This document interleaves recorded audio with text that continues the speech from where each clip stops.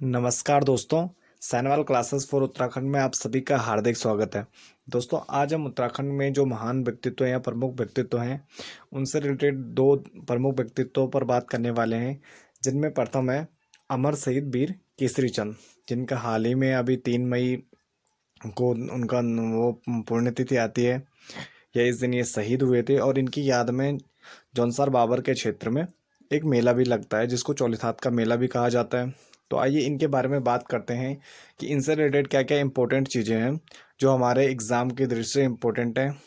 तो इनमें सबसे पहले इनके जन्म की बात की जाए तो इनका जन्म 1 नवंबर 1920 ईस्वी को क्यावा गांव, यानी ये जौनसर बाबर यानी देहरादून जिले का गांव है, और क्यावा गांव में इनका जन्म 1 नवंबर 1920 ईस्वी को होता है। और इनके पिताजी का नाम पंडित शिवदास जी था, और इनको स्वतंत्रता सेनानी यानी जौनसर बाबर के प्रथम स्वतंत्रता सेनानी होने का इन्हें गौरव प्राप्त है, या जौनसर बाबर के क्षेत्र के प्रथम स्वतंत्रता सेनानी थे। अगर इनकी शिक्षा दीक्षा की बात की जाए तो इनकी जो प्रारंभिक शिक्षा हुई वह जौनसार क्षेत्र के विकास नगर से हुई है। और इनकी जो हाई स्कूली शिक्षा की बात की जाए, हाई स्कूल और इंटर इंटर इन्होंने पूरा नहीं किया था, इन्होंने बीच में ही छोड़ दिया था।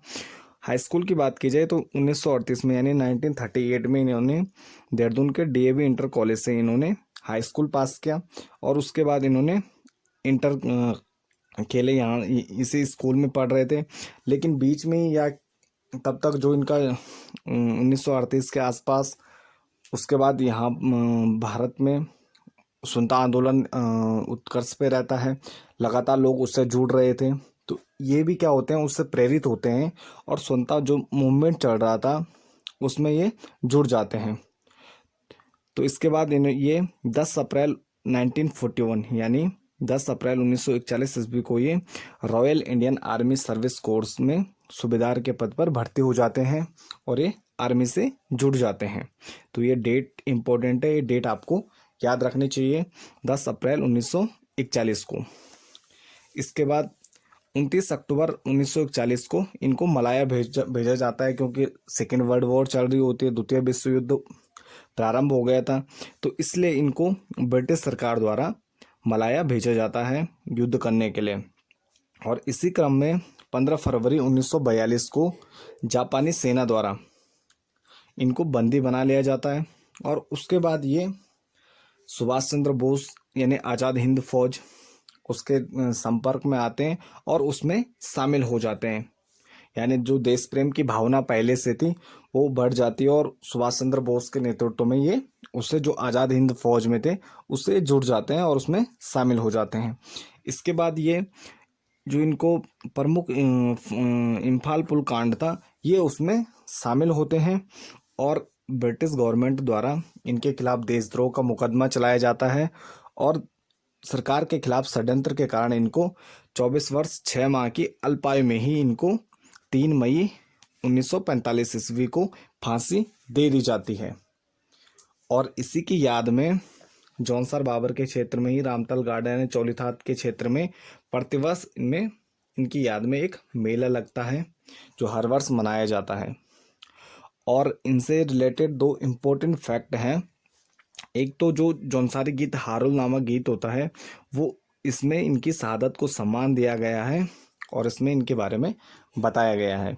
इसके अलावा जो जौनसार के प्रथम कवि है यानी पंडित शिवराम, जो जौनसार के प्रथम कवि है, इनके द्वारा एक प्रमुख रचना इनको समर्पित की गई है जिसका नाम है वीर केसरी।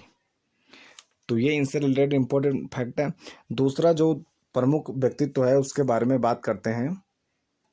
इनका नाम है गौरा देवी, या इनको चिपको वुमेन या चिपको महिला भी कहा जाता है। इनके जन्म की बात की जाए तो इनका जन्म 1925 ईस्वी में लाता गांव चमोली में होता है, और इनके पिताजी का नाम नारायण सिंह था जो मारछा जाति से संबंधित है।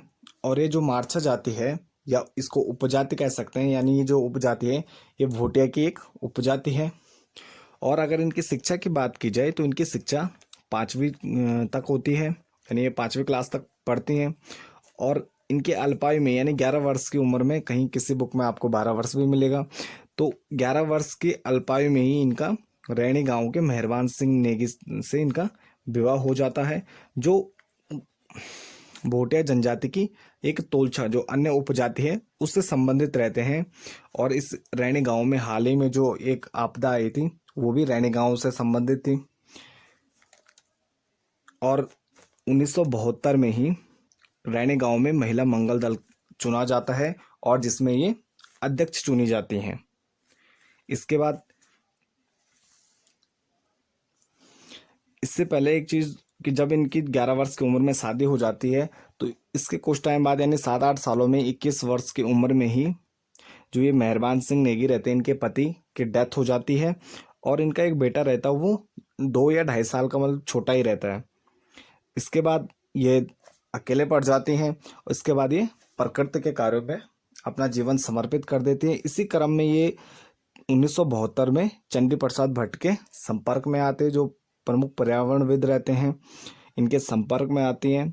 तो फिर इसके बाद क्या होता है कि यहाँ पर जो ये सीमांत गांव रहते हैं, जब 1962 में चाइना के साथ युद्ध होता है तो उसके बाद जो भारत सरकार क्या करती है कि जो ये सीमांत गांव हैं इनको सड़क मार्ग मुख्य मार्ग से जोड़ने के लिए सड़कों का निर्माण कराना चाहती है।